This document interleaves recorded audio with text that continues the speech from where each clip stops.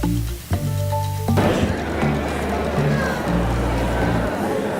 you hear me? Good.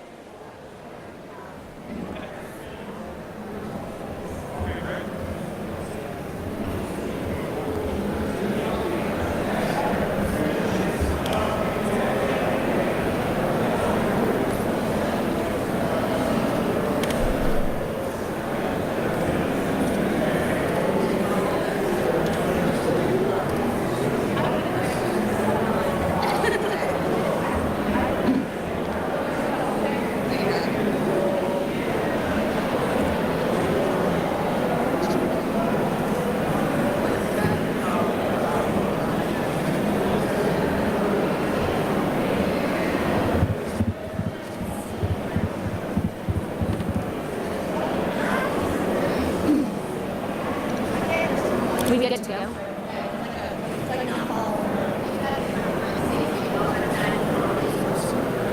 Carrie, are you ready? Okay.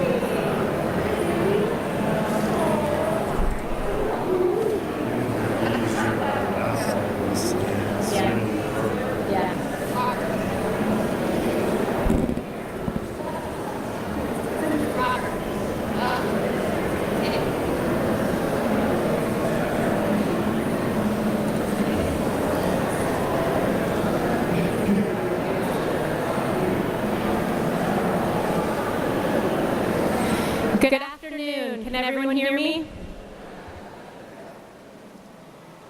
We are here today because there is a human cost to SB 68. The citizens assembled here behind me come from all walks of life and every corner of our state. We are joined today by survivors and their families, the attorneys who represent them, advocacy groups like Mothers Against Drunk Driving, working people, and business owners, all who support common sense reforms that preserve Georgians' rights to seek justice in court when they are victims of violent crimes or suffer personal tragedies, but oppose SB 68 placing a premium on insurance profits over the safety and rights of all Georgians. This bill will give total immunity to bad actors, no matter how many dangers lurk on their properties, no matter how many times violence has occurred, and no matter how many safety measures they fail to take. Your claims would be completely barred. It will clog up our courts, and it will force survivors to testify over and over. It is not good for Georgians. It will cost lives. We want to keep Georgia safe. We want Georgians to maintain their access to justice. Here are our stories.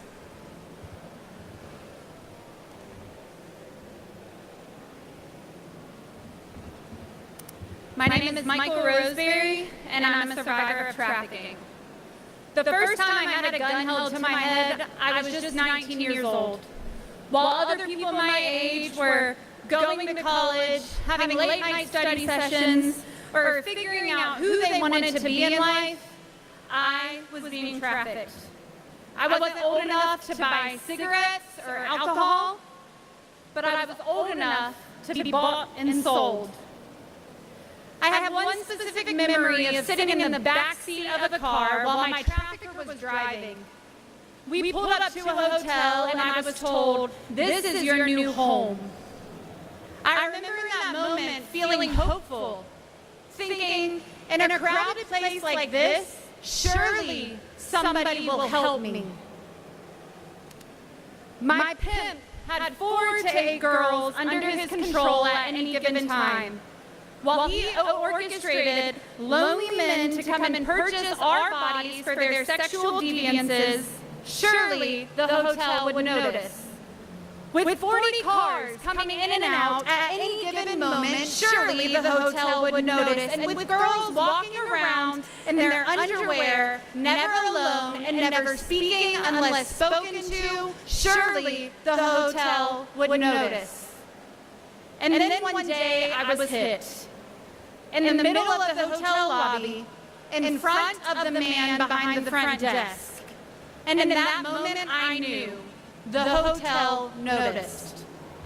But noticing and acting are 2 very different things. The hotel gave me hope, but it did not follow through. My trafficker wasn't just the man who beat me. He wasn't my only abuser. The Johns who raped me were not my only rapists. My traffickers weren't just the men who controlled me, they were the people who allowed it to happen. My trafficker was the man in the hotel lobby who watched me be abused and did absolutely nothing. My trafficker was the maid who emptied trash cans filled with used condoms and changed blood-stained sheets and still stayed silent. My traffickers were the hotel managers and owners who saw bruised and terrified girls day after day and still did nothing. I made it out alive, but I had friends who didn't. One friend died in critical condition at the hospital after being beaten in a hotel room by our pimp. Another friend died under a bridge hiding from hers. There are moms without daughters and fathers who have lost their children, while these hotels have continued to make money. If the hotel had spoken up, those friends of mine might still be here today. They were complicit, and that makes them responsible. This bill would allow these very businesses to walk away without any consequences. It would take away one of the only forms of justice survivors have left: the ability to hold these businesses that enabled our abuse accountable. The statistics prove it. Between 2007 and 2019, over 80% of reported human trafficking cases in the U.S. involved hotels and motels. Civil lawsuits have been one of the few ways survivors have been able to seek justice. Yet even with these cases, less than 1% of traffickers are ever convicted. The first time I had a gun held to my head, I remember feeling fear, but more than that, I remember feeling unvalued and undignified. These lawsuits are not just about finances. While finances help, these lawsuits are about the return of dignity and value. To sit in a courtroom and be told that what happened to you was wrong means a whole lot more than money ever could. Today, we were asked for real solutions, and that is what we have. We have given real solutions. We have handed over an amendment to this bill that would allow survivors of trafficking to not be held to the same regard. If you pass this bill as it is, you are telling every single trafficker, every single hotel manager who ignored the bruises, every maid who emptied out those trash cans full of condoms, and every business owner who profited from our captivity that their silence is acceptable. If you pass this bill, you are making a statement that their profits matter more than our lives. Thank you.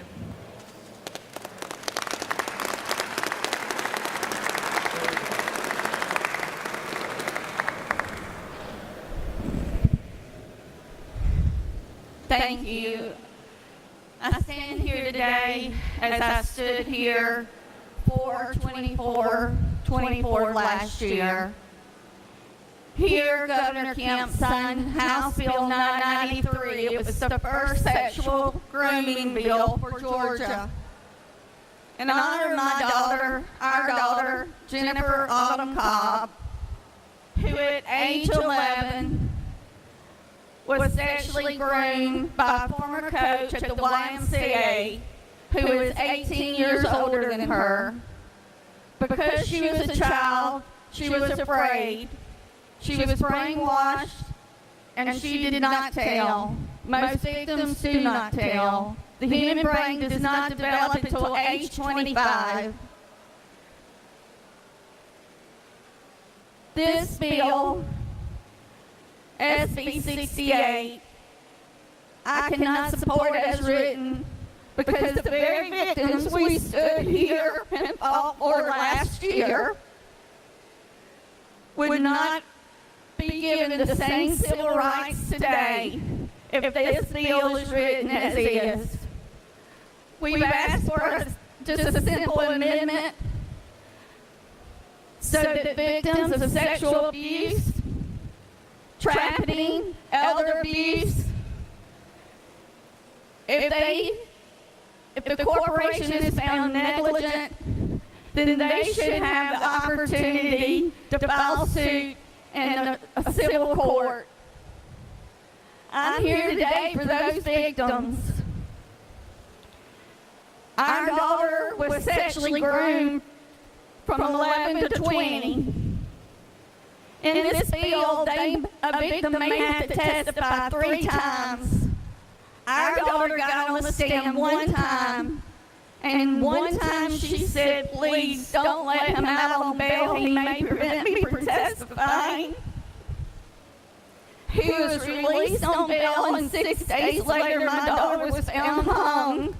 She would never have made it to the second and the third round that this bill will require. I ask that you think before you pass this bill. It is just a simple amendment. If what is said is true, and if these rights are not denied, then we ask that you write it simply. Simplify it so that we all understand it, and 5 years from now we understand it, and 10 years from now we understand it, and we're not fighting in the court of law trying to interpret what the hell it says. I beg you, for the victims, the future victims, today's victims, tomorrow victims, their lives matter. I'm a registered nurse. And we need to unite together as citizens of the United States of America. This is not a Republican. This is not a Democrat. This is not an independent issue. This is a civil rights human issue.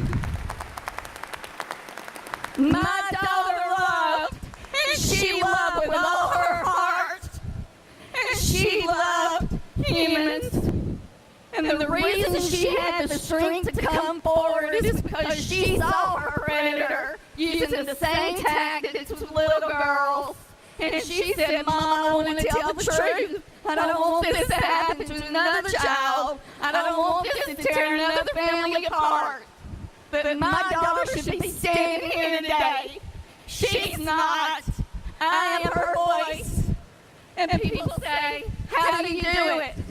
And I will tell you, God is my strength. I give glory to God. And the love that I have for my daughter, I will carry till my last breath. I made a promise when she died that I would fight for the justice she was denied in life. I would fight that she would receive it in death. And I would stand and fight for victims current and future. And I am here today to fight for you victims. You deserve to have your day in civil court. You deserve your civil rights. Do not pass this bill without it being amended, I beg you.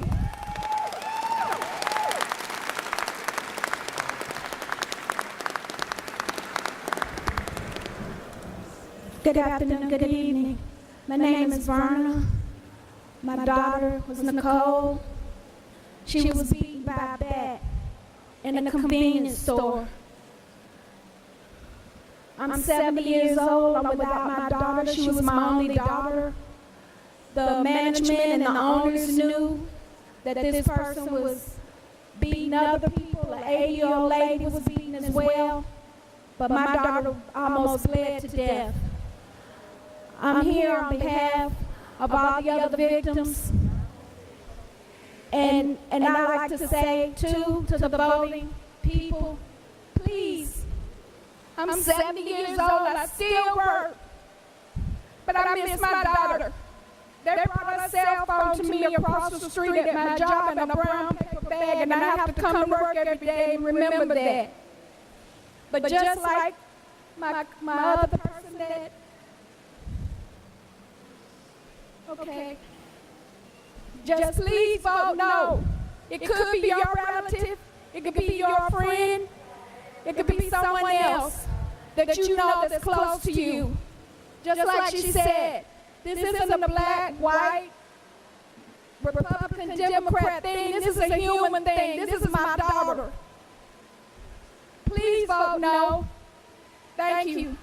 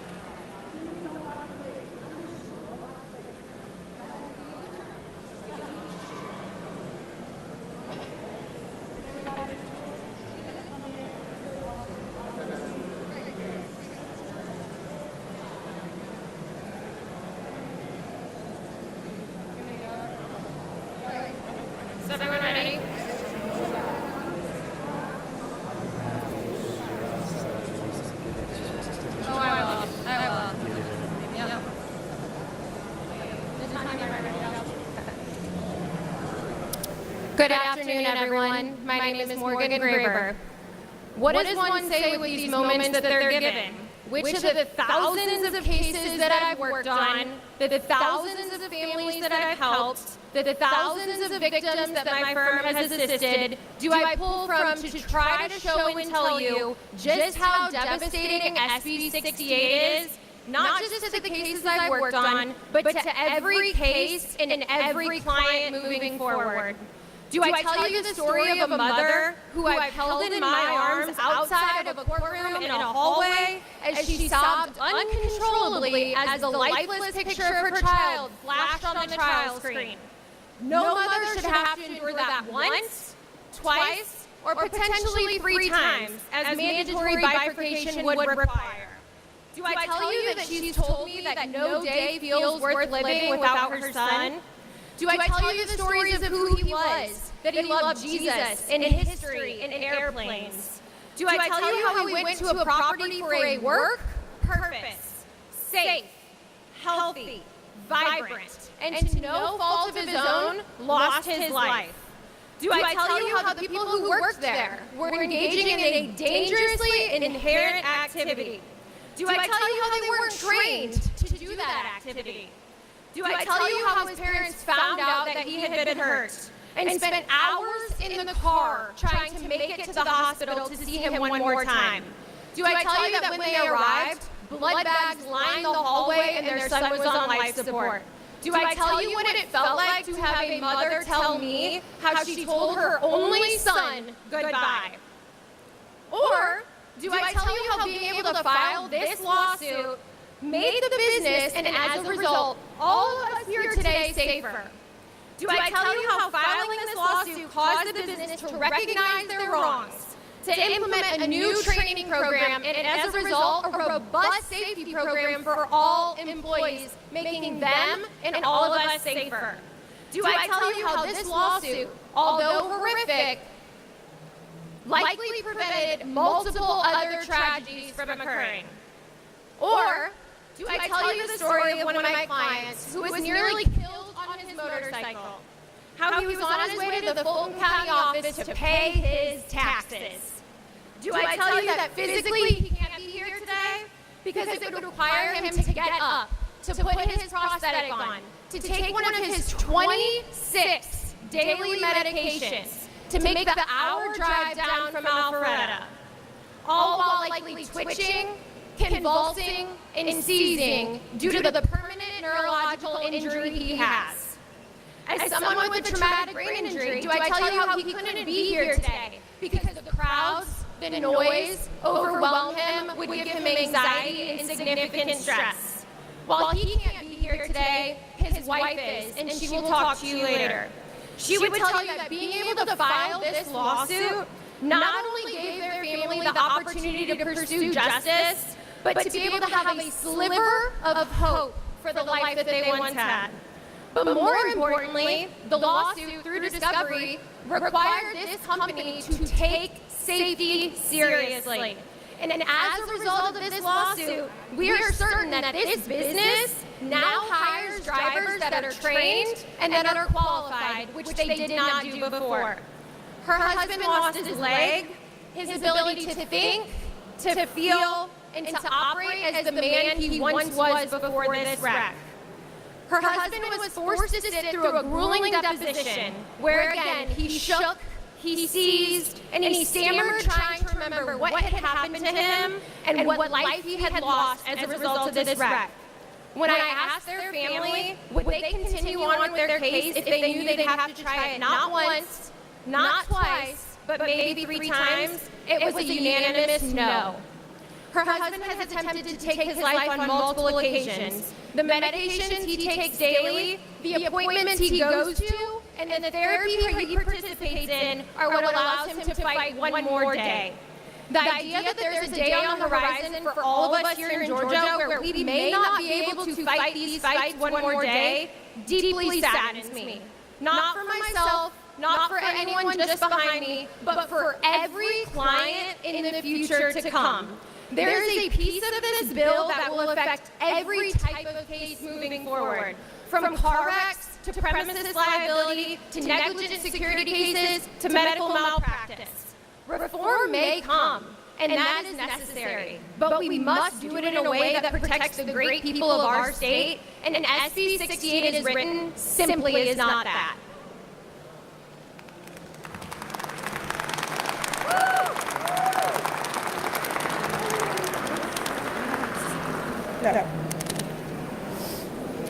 Hi, my name is Genesis Wilson, and I'm a proud sex trafficking survivor. April 1st, 2021, present was Judge Brown, my mother, my dad, and my big brother, and my legal team. 4 years ago, I didn't see any good in a situation that I survived, but today I stand before you thankful. If I could go back in time, I wouldn't change anything, and I am who I am today because of what happened to me. I've developed a heart big for women who've been through sexual assault or sex trafficking, and I hope to one day share my story and save another woman who is stuck in this terrible situation and give her hope to remain strong and hold her head high. She and I are much more than the pain we had to endure for a man's greed, and I know for a fact God didn't let us go through that for no reason. Ladies and gentlemen, I stand before you almost 4 years later from reading that victim impact statement, living in complete answered prayers. I read that statement as a young, newly traumatized 21-year-old. I was homeless with a substance abuse problem and emotionally destructive, but I still had dreams and aspirations for myself. Due to the trauma I experienced from being sex trafficked, I was unable to attend college that summer because I had to relocate to another state for my safety. Unfortunately, I was never able to go back on that path I intended after high school, but today I stand before you as a proud youth project coordinator for a nonprofit that offers pathways to wellness for women overcoming sex trafficking, prostitution, and addiction called Divas Who Win Freedom Center. I lead 15 young teenagers offering my experience and guidance to help prevent the youth in my community from ending up in the same situation. If I would have never received a settlement for my pain and suffering, I don't think that I would be able to cause the same impact in my community how I do. I was unable to afford health care and therapy prior, and therapy has really helped me process my emotions and be able to advocate for other survivors. My settlement has given me a purpose and motivated me to speak out about my trauma because I'm no longer stuck in it. I believe that I would have been a lost soul due to the abuse of my trafficker and the negligence of the establishments where the trafficking took place. I want to be able to see the same justice for my brothers and sisters who are also survivors of sex trafficking, and I ask that there be an exception in this reform bill for sex trafficking survivors so that we don't lose again and are able to receive justice. Thank you.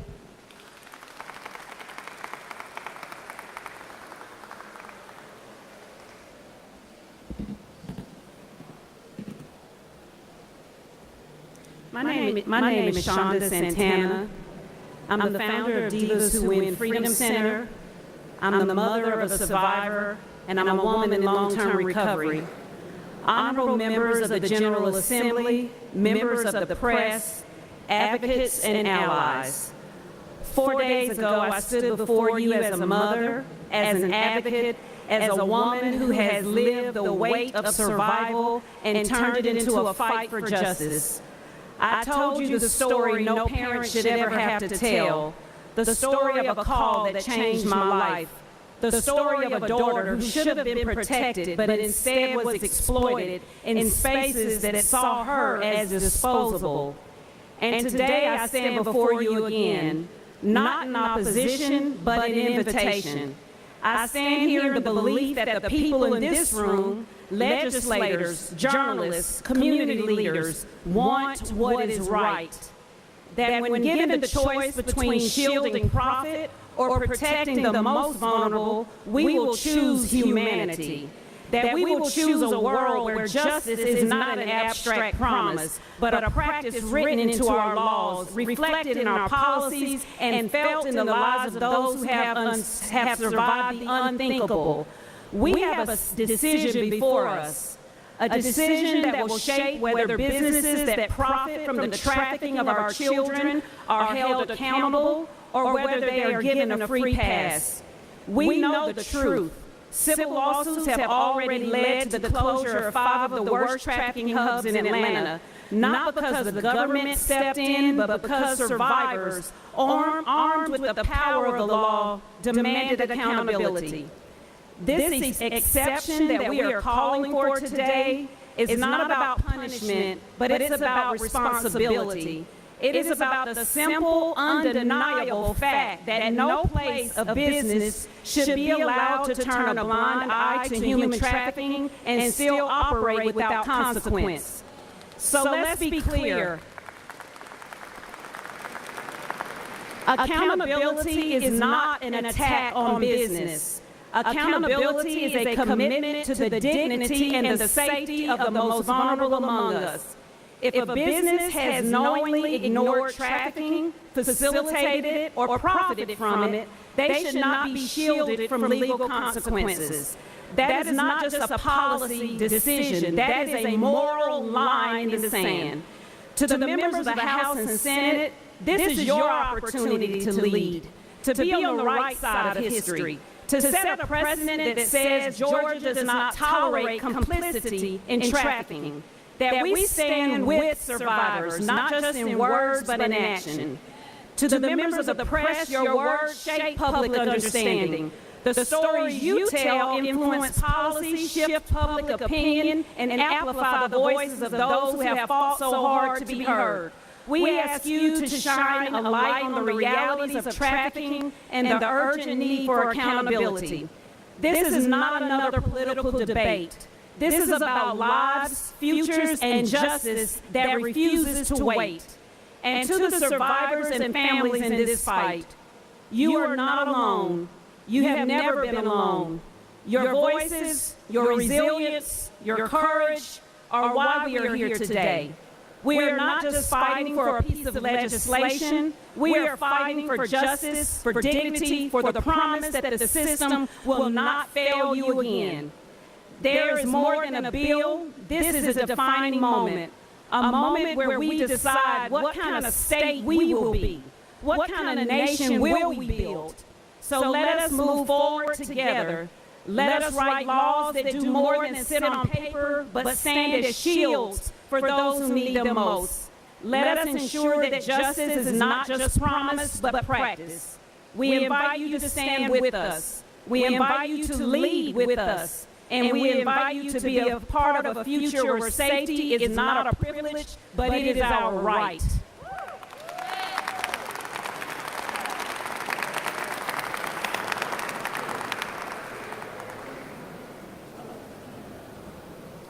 Hello. I'm here today to speak for my son. I'm here to speak for my family. And I'm here to speak for all of the other families who have been failed by the organizations that they thought would protect them. SB 68 is not good for the people of Georgia.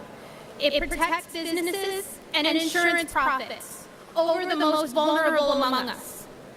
Please do what is right and amend this bill to protect sex trafficking survivors, sexual assault victims, child abuse victims, and elder abuse victims. It is our duty to protect these innocent people. Please change the bill to be clear in these areas and allow these survivors to hold the people that harmed them accountable and ensure that they cannot continue to harm people the way that they have. Thank you.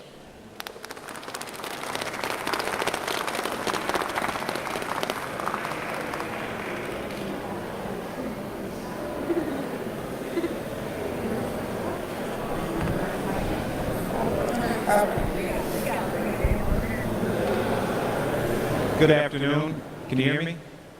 Good afternoon. My name is Michael Berry. 25 years ago, I went to my friend's apartment, which was a pretty violent neighborhood. I didn't know it at the time, but 2 guys came up behind me and they shot me, which made me end up being paralyzed for the rest of my life. And without civil justice, I wouldn't have been able to afford all the necessities that I need as far as physical therapy, equipment for my house to modify it. So SB 68 is bad for civil justice and it's bad for Georgia. And it's not just a windfall, it's actually helping people continue their lives and create better future for themselves and for their families. So please say no to SB 68.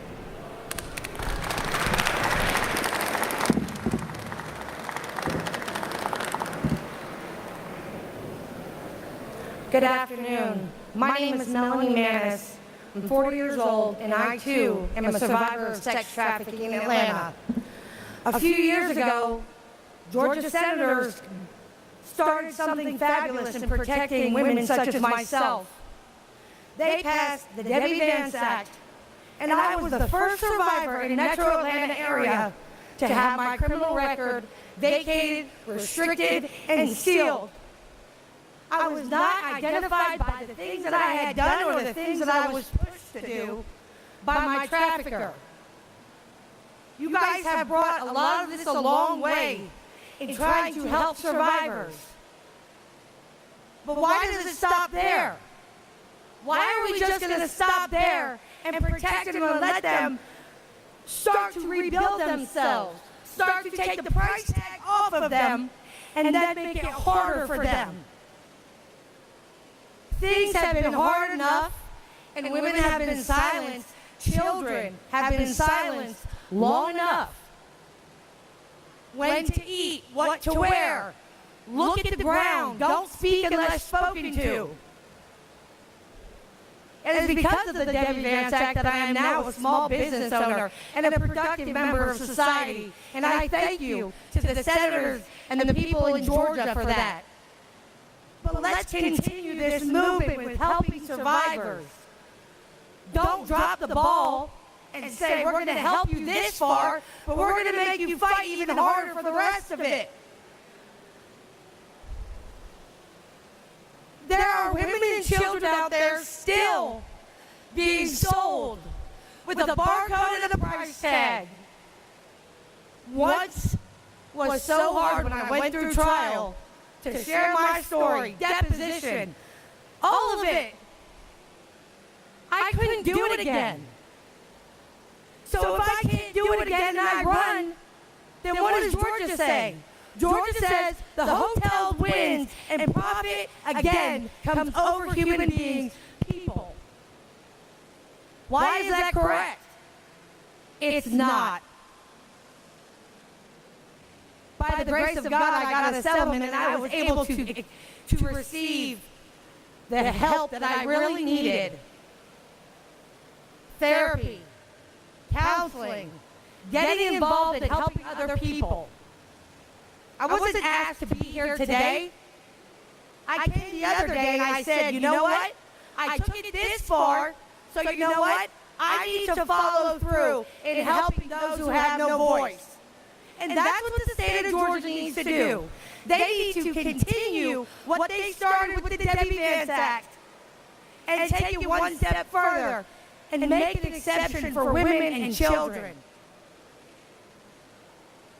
Is profit over people the type of state you want to be? Because you know what? It's by God's grace and mercy that today there's no one to tell me what to eat, what to wear, how to do it, any of it. Where to walk, how to answer the phone. I don't have to fall asleep in my bed at night and be in fear that I'm going to be burnt with cigarettes because I fell asleep. I can fall asleep today knowing that justice was served for me. But it's not just about me. It's about everybody else behind me.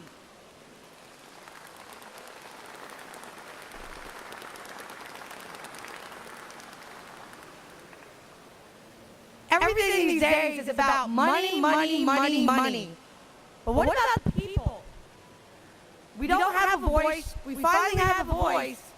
And now these settlements allow women like myself to rebuild themselves, to find out who God created them to truly be. And for this moment, God has asked me to be a voice for those still in the dark. Georgia, you started a good thing with the Debbie Vance Act and helping women regain their life. Help them regain it completely and amend this for other survivors behind me. Thank you.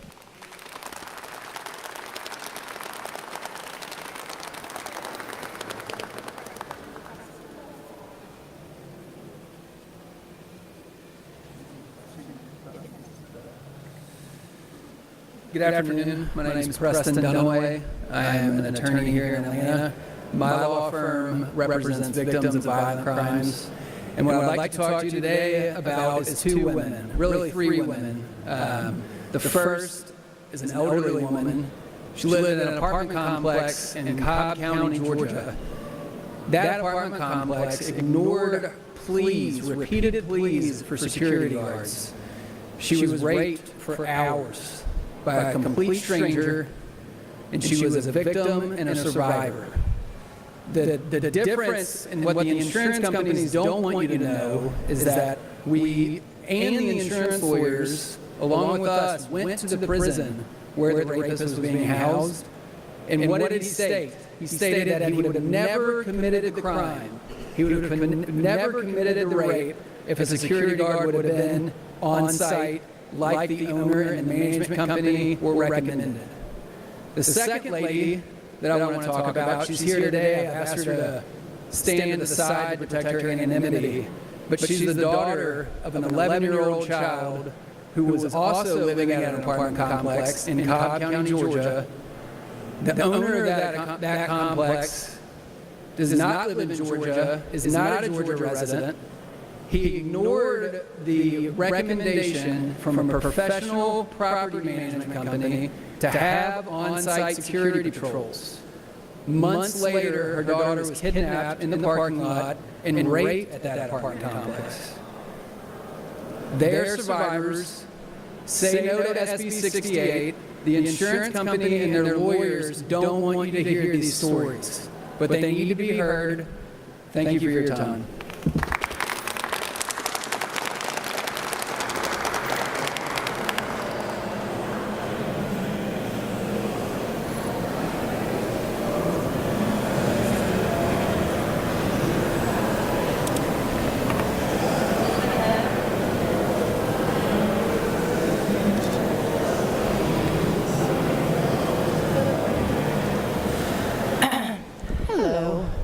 My name is Elizabeth Hogue.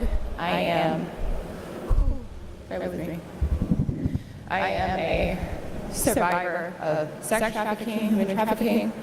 I am the voice for those who cannot be heard, living and no longer living. Not everybody has a support system. Not everybody has somebody that says, hey, you got this. For almost 8 years of my life, I had no choice. I had no voice. There was no option. There was no way out. Nobody saw the signs. Nobody acknowledged it. It was completely swept under a rug. Completely.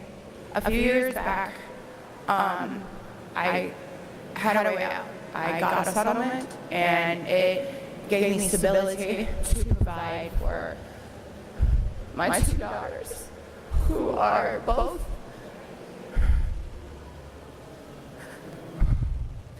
technically handicapped.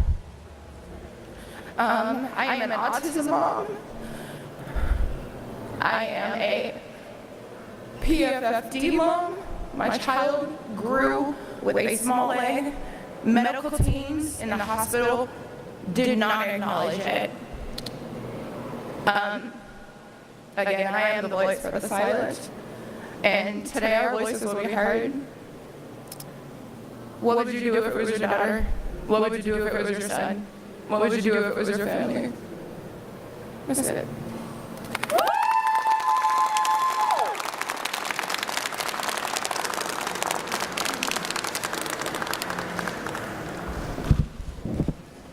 Good afternoon. My name is Ashley Mitchell. I'm an attorney who represents children who've been victimized, abused, and neglected. I'm a mother of 2 small children myself, who are currently at a child care facility so I could come and do my job and speak to you all here today. My husband is a small business owner in the insurance field, and we both have lived with our family in Georgia our entire lives. I'm standing here today as a mother, a concerned Georgia citizen, and also an advocate for children.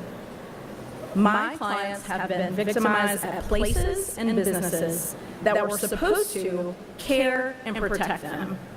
These are daycares, after-school programs, and summer camps. Those businesses cannot be held criminally liable the way that maltreaters can in this state. The only recourse for those victims is through the civil justice system. SB 68, as it's currently written, makes child care facilities, programs, and businesses less safe for Georgia children, and no one seems to be talking about those unintended consequences of this bad bill. SB 68 will absolutely put up barriers for families whose lives have been turned upside down by child abuse. You all see all the news outlets here today.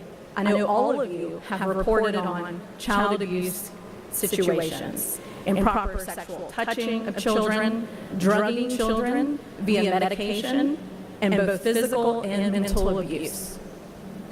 I'd like to share with you the story of my client, Justice, who is a little boy who I've been honored to represent for the last 2 years. This is a picture of Justice when he was 2 years old. His family moved to Georgia when his mom got a great job at a national company, and she enrolled her son Justice and his sister in a child care facility right outside of Horseshoe Bend Country Club.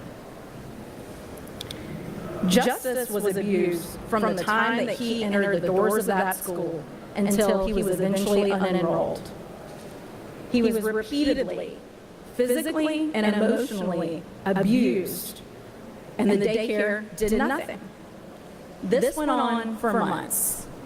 He was kicked, hit, dragged across the floor, mocked, left alone in the classroom as punishment, and even had his head shoved in a trash can. The daycare had a camera surveillance system that captured all of this abuse. But the daycare's position in the lawsuit that we brought was that it just didn't have actual knowledge of the abuse because they never looked at the cameras. As written, SB 68 would absolutely give daycares and child care facilities that turn a blind eye to abuse on their premises completely off the hook. I know in my heart that this is not the intended consequence that any lawmaker in this building wants, and it's certainly not anything that any Georgia parent wants. Justice's mother shared her story on social media, and a lot of parents had comments because they had no idea what the contents or the effect of SB 68 would be. One lawmaker actually reached out to her, and they had a conversation last night. Justice's mother spoke with this particular House rep about her story and about her concerns about SB 68. She, like many parents, are concerned that there's no carve-out for child abuse victims, sex assault victims, sex trafficking survivors, and the elderly. This particular rep said, quote, he didn't believe that the law would be interpreted that way as it pertains to child care cases, but he wasn't a lawyer and he wasn't sure. The safety and security of Georgia children is not something that lawmakers in this state can be unsure about. Why not put an amendment in this bill right there in black and white that sends a message to bad companies that Georgia values and protects the elderly, sex abuse victims, sex trafficking survivors, and children like Justice? That is what we're asking for, and that is what Georgia deserves. Thank you.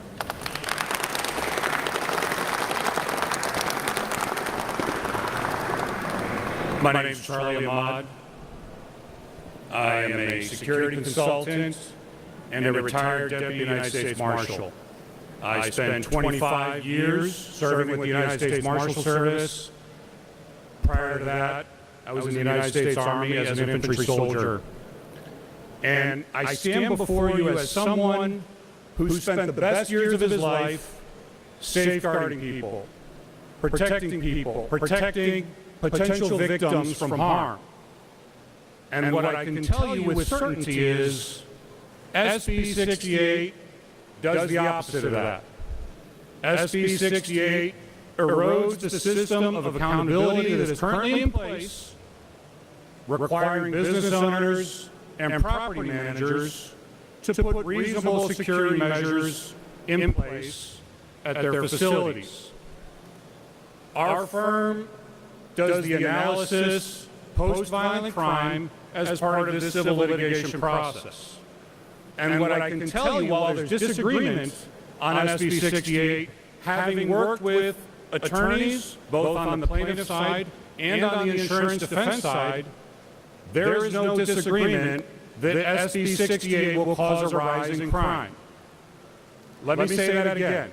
This will cause a rise in crime. When you take away the system of accountability that requires reasonable security measures, crime will go up. As law enforcement ranks go down, as response times lengthen, if you don't have any security measures in place at these properties, crime will go up. That I can promise you.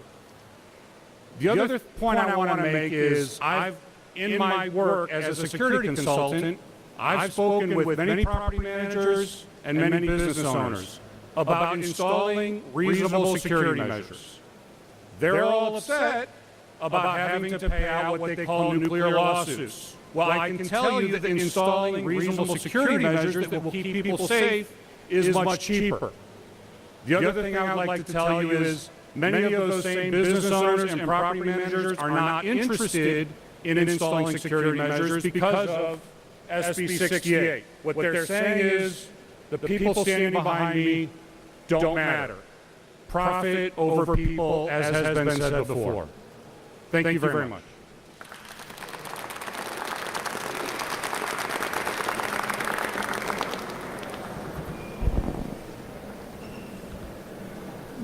My name is Andy Rogers.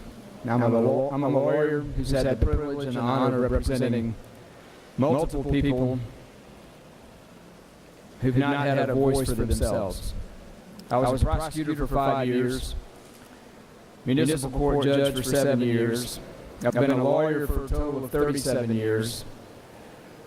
And I've spent all of that time gladly, willingly, listening to, representing, speaking on behalf of, and trying to help families who were victimized by criminals who took advantage of an opportunity to commit a crime because there were no effective measures in place to deter them or to cause them to go somewhere else.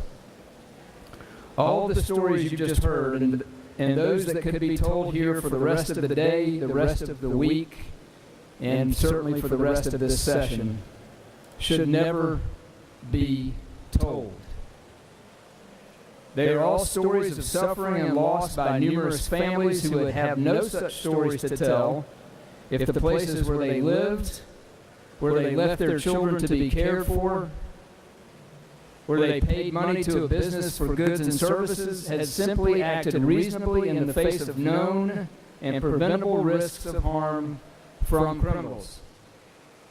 All of these stories have been proven in Georgia courts to be the result of failures by irresponsible property owners to have appropriate security policies and procedures in place, the result of failures to take steps to know what types of crimes are happening on their properties, and more importantly, why they're happening and what they need to do to prevent them from happening in the future.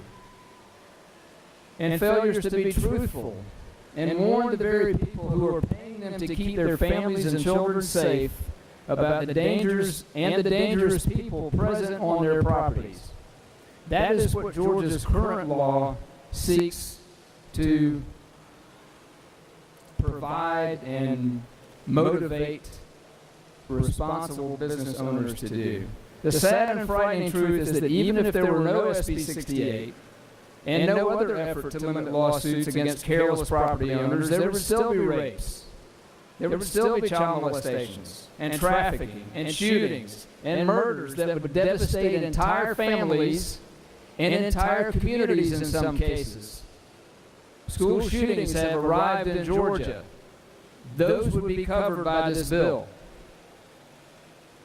There is simply nothing in any of the laws being considered in this session to protect the next generation of people who will, but never should, ever have a story to tell. There is nothing in any of these new laws that would tell any property owners, especially the most irresponsible and careless, that they are required to do anything more or anything different from what they've been doing all along. Those things that have left innocent people exposed to the violence that they've experienced.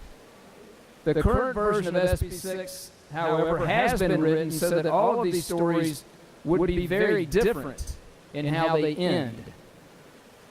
Those in support of the bill have publicly testified that they believe that those who have been injured and those who've lost family members due to irresponsible decisions and conduct of business owners should be made whole. That's what the law seeks to provide. We hope the governor and the House and all of Georgia's lawmakers will be willing to pass laws that help innocent victims of crimes that could have and should have been prevented, especially against the most vulnerable, those being the children, the elderly, and all victims of sexual assault, rather than providing more legal hurdles to hold everyone accountable who failed to keep them safe.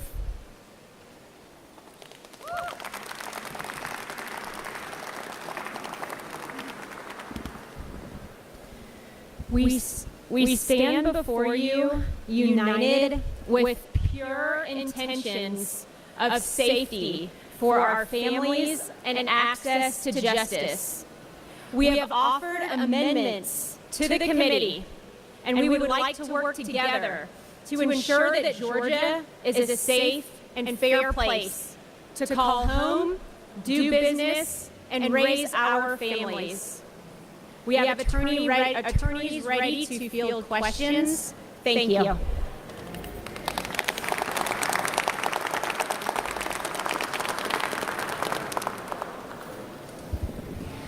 I'm Kara Phillips. If anyone has any questions, I'm happy to answer them, but I'll also mention that there are people here who have not even had an opportunity to speak, who have stories. You're welcome to ask them questions one-on-one, but any questions right now while we're here as a group.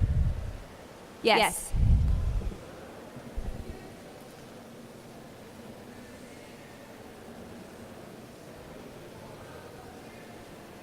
Line in the bill that does say that people could bring civil suits in cases of sex trafficking. How would your amendment make sure, but clearly there are still concerns about people's ability to do so, so what would the amendment do and how would it make sure that people could bring these suits? Yes, thank you. The question was, there's currently an attempt to carve out sex trafficking survivors in the SB 68 as it's currently drafted.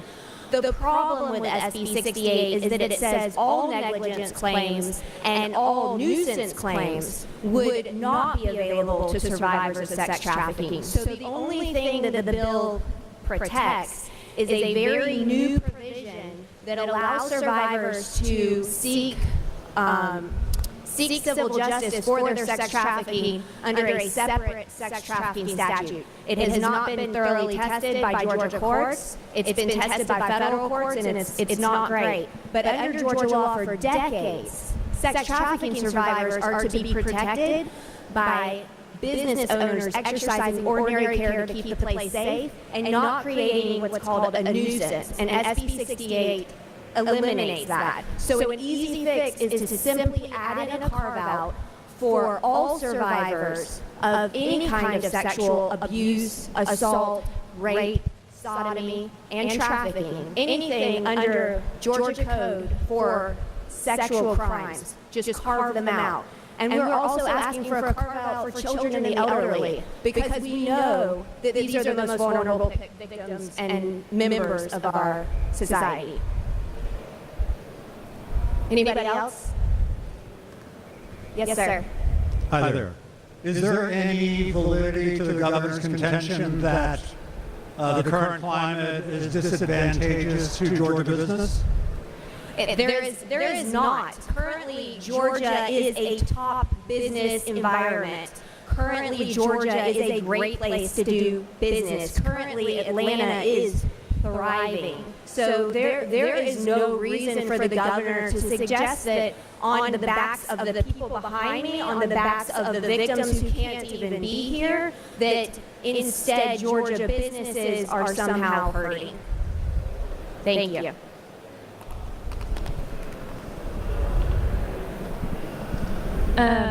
What is your response to claims from proponents of tort reform who say that lawsuits are being brought frivolously against businesses? Yeah, the question around frivolous lawsuits is a good one. And I will tell you that you need to look at the facts behind the case. In every case that I have seen go to trial and result in a very big verdict, there was no effort to resolve the case before it went to trial, or very little.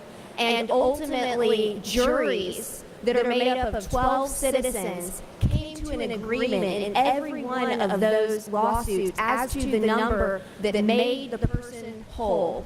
And that is a constitutional right that we have under Georgia law. So I will also say, when it comes to sex trafficking survivors, sexual abuse survivors, the elderly and children, they do not want to bring a lawsuit. They want to have been protected in the first place.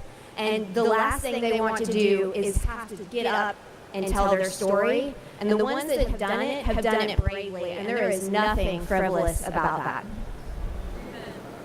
Thank you.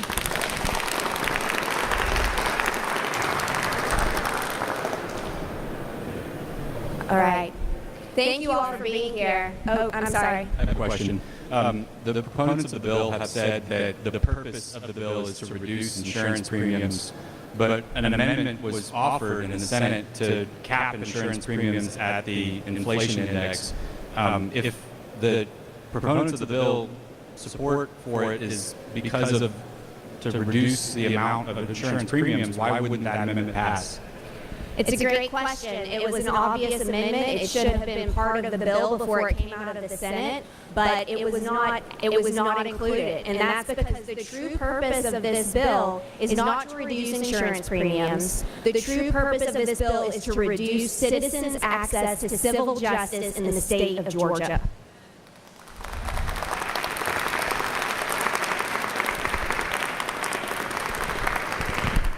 All right.